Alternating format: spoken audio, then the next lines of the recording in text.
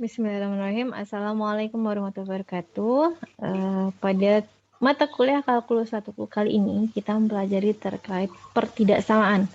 Sebelumnya kita sudah membahas materi terkait persamaan. Nah, kali ini kita membahas pertidaksamaan. Nanti minggu depannya kita insya Allah akan membahas terkait persamaan nilai mutlak dan pertidaksamaan nilai mutlak ya. Baiklah, kita mulai terlebih dahulu. Jadi, tadi kan sudah ada persamaan ya. Awal mulanya pertidaksamaan tuh gimana sih gitu kan. Ternyata kita sering menemukan case terkait pertidaksamaan pada kehidupan sehari-hari ya. Contohnya adalah pada kondisi mobil gitu kan. Kan ada valve ketika mesin dalam kondisi panas. Jadi valve tersebut bisa terbuka ya.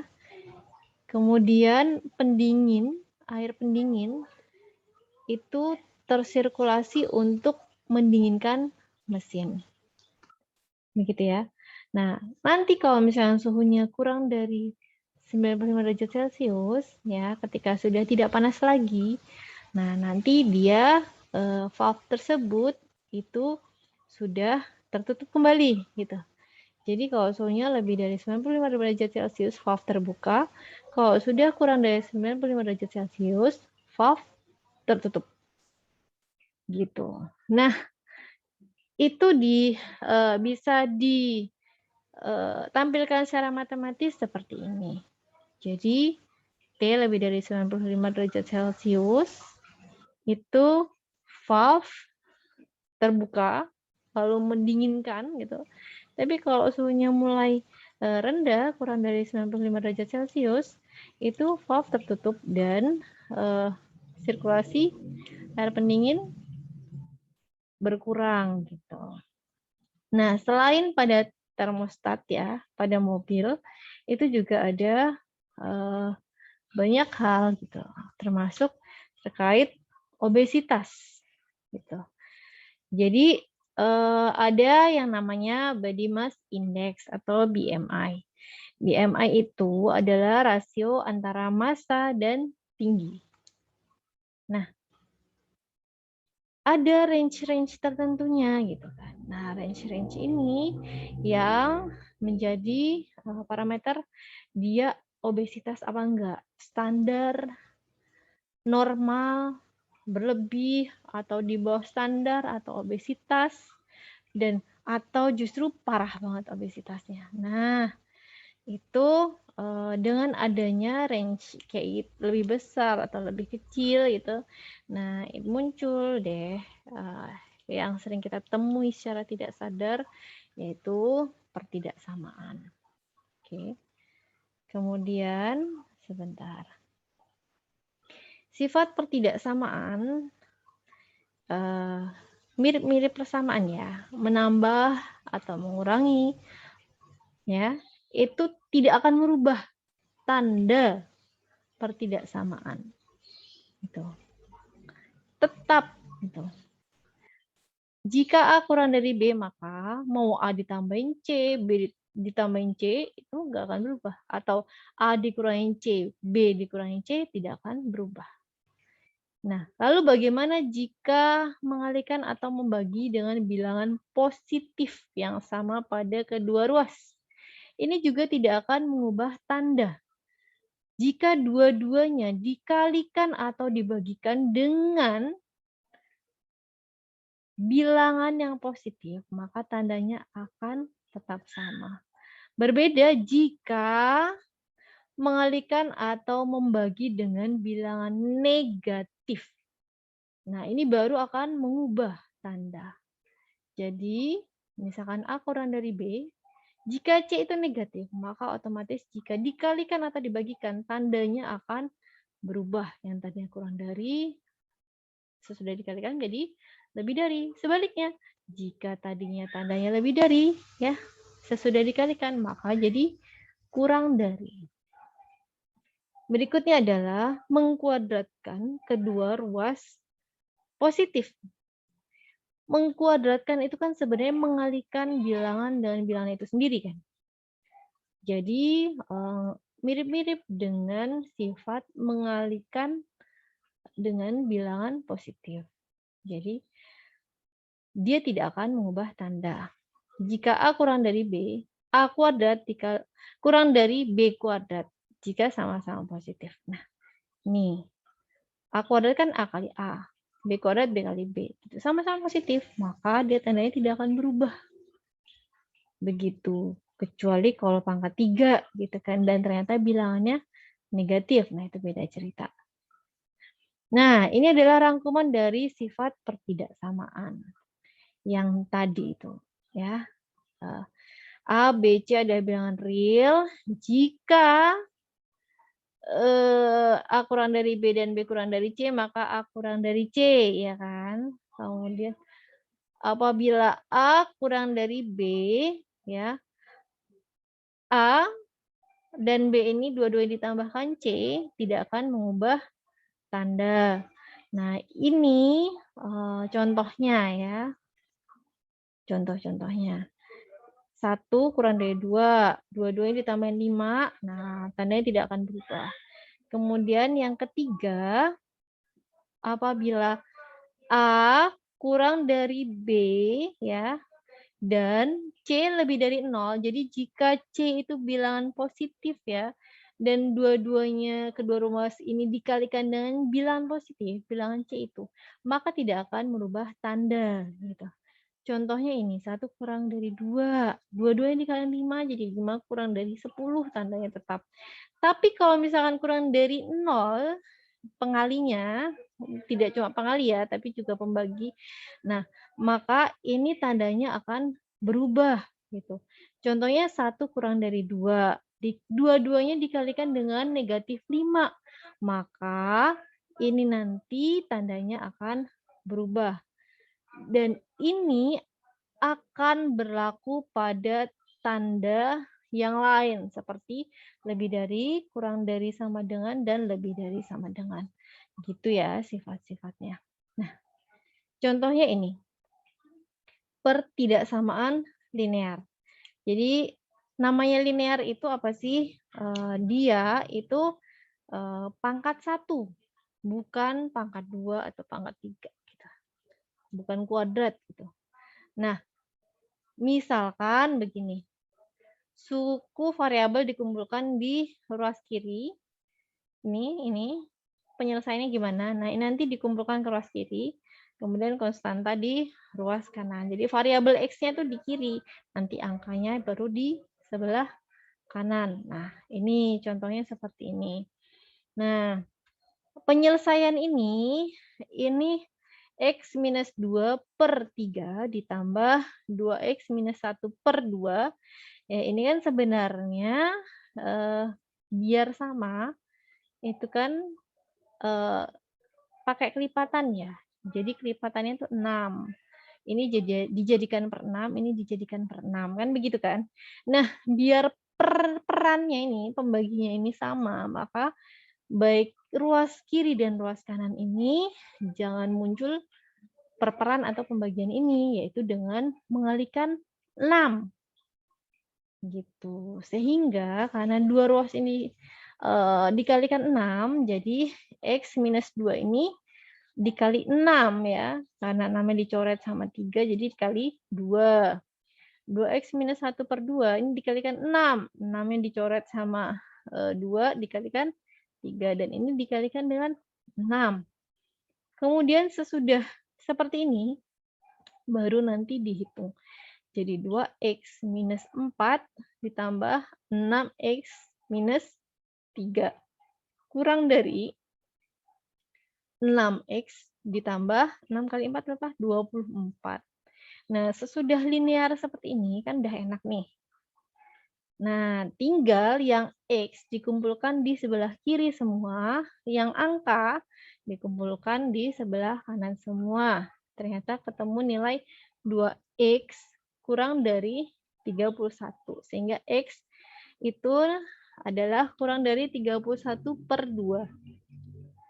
Jadi himpunan penyelesaiannya itu adalah kurang dari 31/2 atau minus tidak terhingga ya, kan sebelah kiri nih, hingga 31/2 atau dinotasikan seperti ini, bisa juga X, di mana X itu kurang dari 31/2 begitu. Nah, tadi kan kita membahas linear, linear itu kan pangkat 1. Nah, sekarang kita membahas pangkat 2 atau kuadrat. Nah, caranya ruas kanan dinolkan, kemudian ruas kiri difaktorkan. Sesudah difaktorkan dicari harga 0. Kemudian sesudah itu gambar baris bilangan. Pada garis bilangan itu ditentukan intervalnya dan tanda positif negatifnya.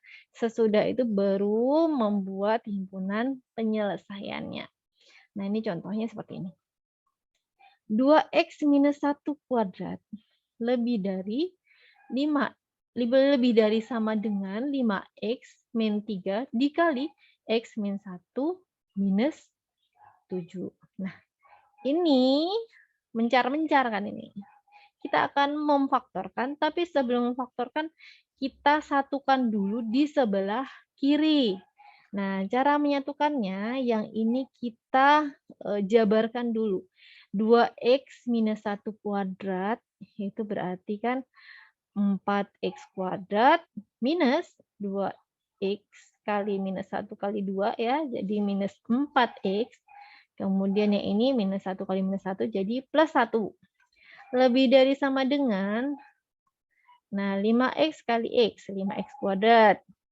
Kemudian min 3x ditambah ini kali ini jadi min 5x kan, gitu. Kemudian ditambah minus 3 kali minus 1 jadi plus 3, kemudian minus 7. Ya kan? Nah, ini semua angka-angkanya kita pindah semua ke sebelah kiri. Jadi yang sebelah kanan itu adalah 0.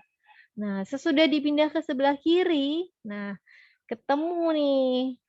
Nih 4x kuadrat kurang 5x kuadrat kan minus x kuadrat. Kemudian minus 4x ditambah 5x ditambah 3x gitu kan.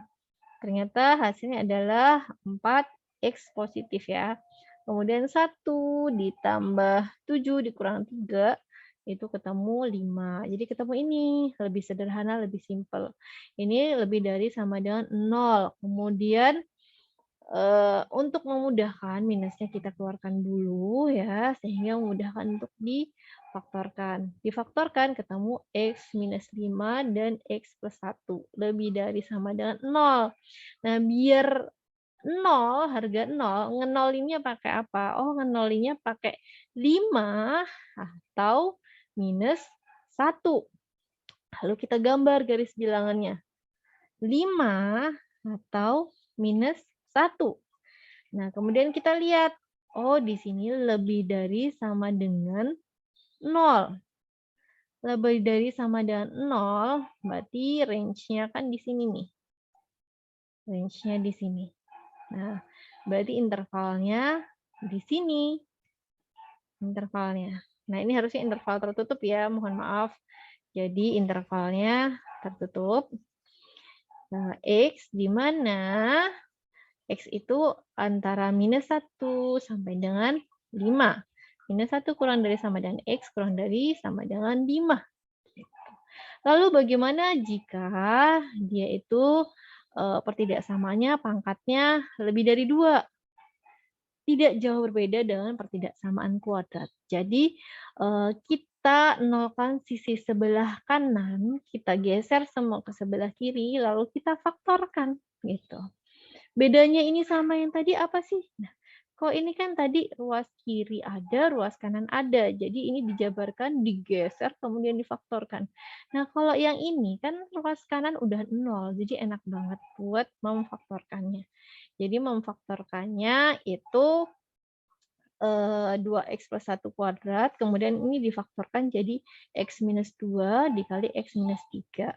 Kemudian untuk menolkannya itu bisa di angka mana? Di angka ini nih. Jadi minus 1, ya berarti ini harusnya minus 1 nih. minus 1 kan,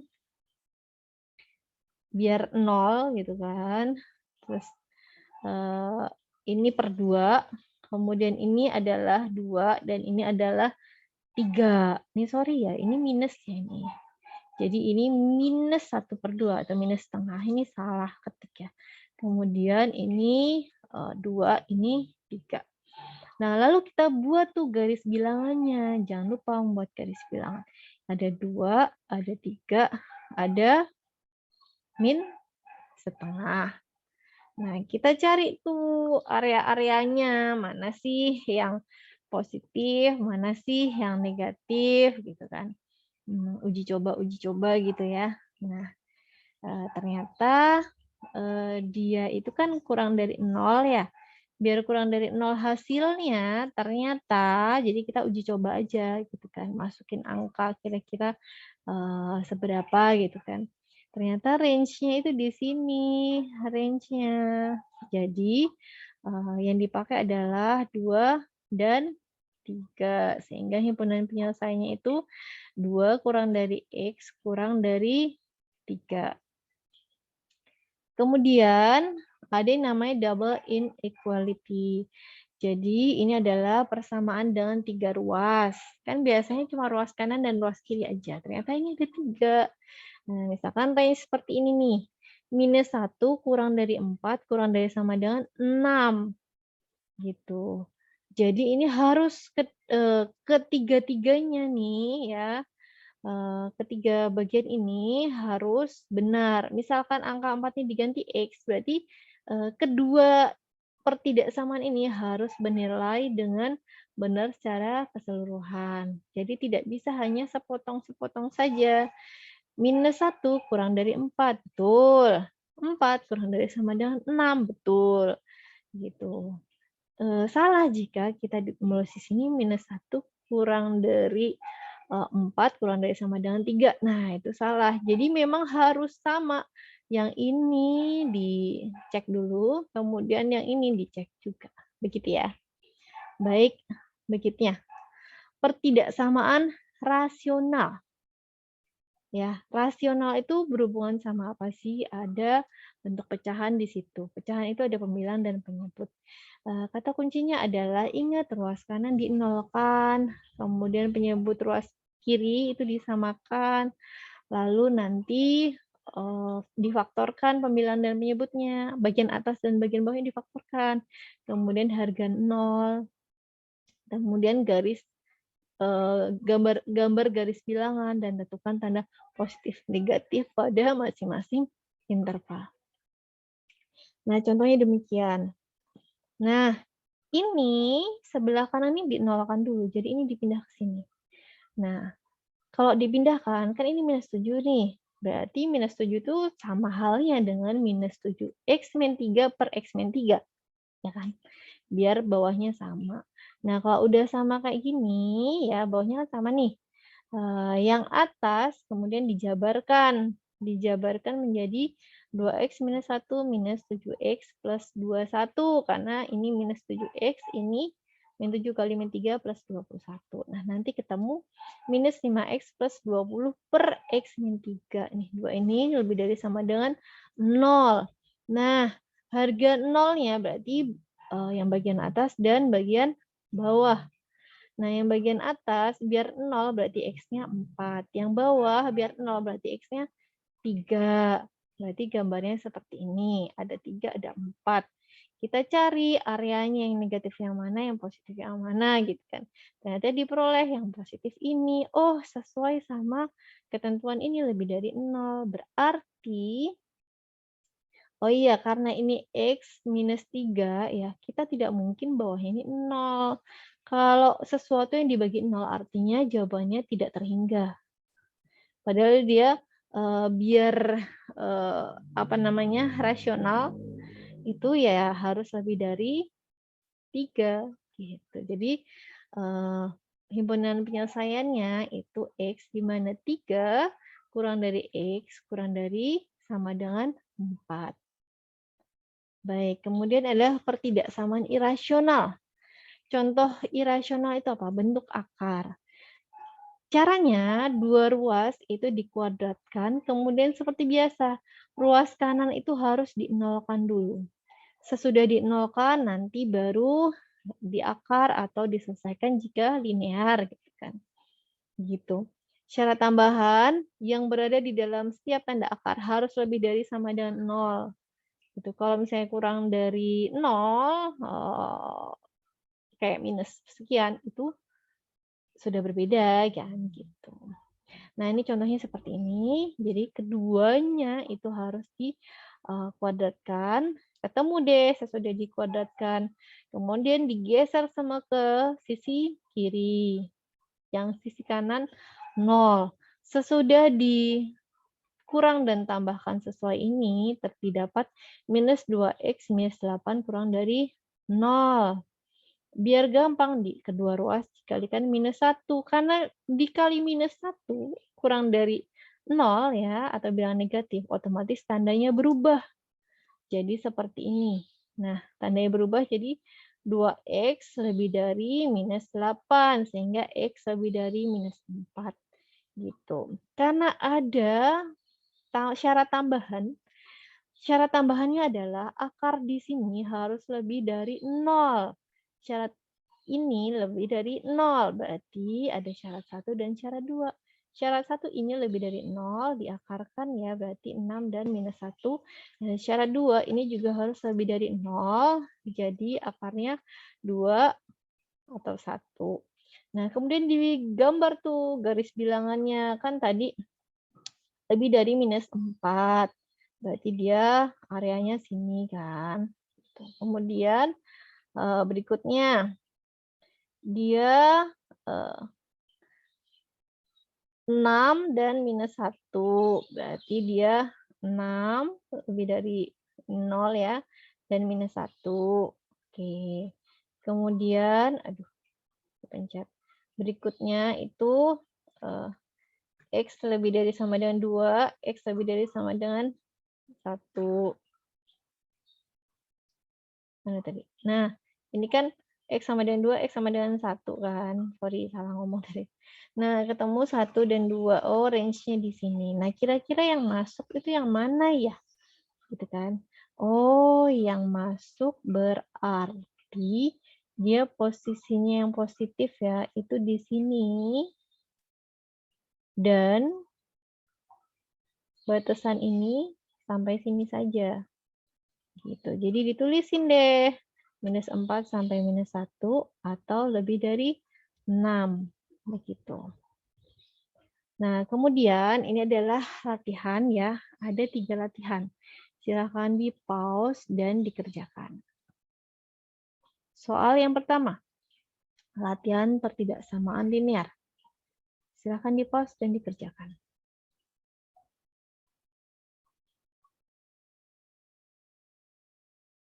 Berikutnya, latihan yang kedua, latihan persamaan nonlinear. Silakan di-pause dan dikerjakan.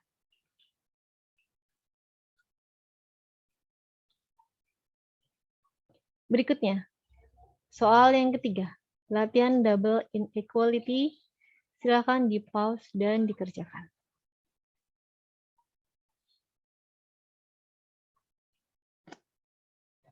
Baik, demikian adalah materi kita terkait pertidaksamaan.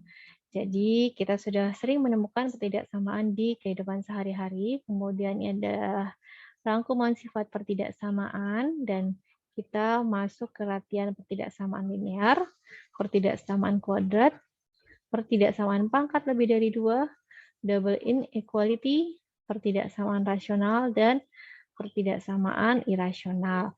Intinya, pada soal pertidaksamaan, ruas kanan usahakan 0. Ruas kiri, jika linear, dia gampang. Jika dia kuadrat, maka diakarkan. Kemudian dari situ nanti dicari batas-batasnya, gambar garis bilangan, kemudian tentukan positif negatifnya. Dan kira-kira yang masuk yang mana? Sesudah itu baru buat himpunan penyelesaian. Begitu ya. Semoga membantu menjelaskan dan semoga bermanfaat. Terima kasih. Wassalamualaikum warahmatullahi wabarakatuh.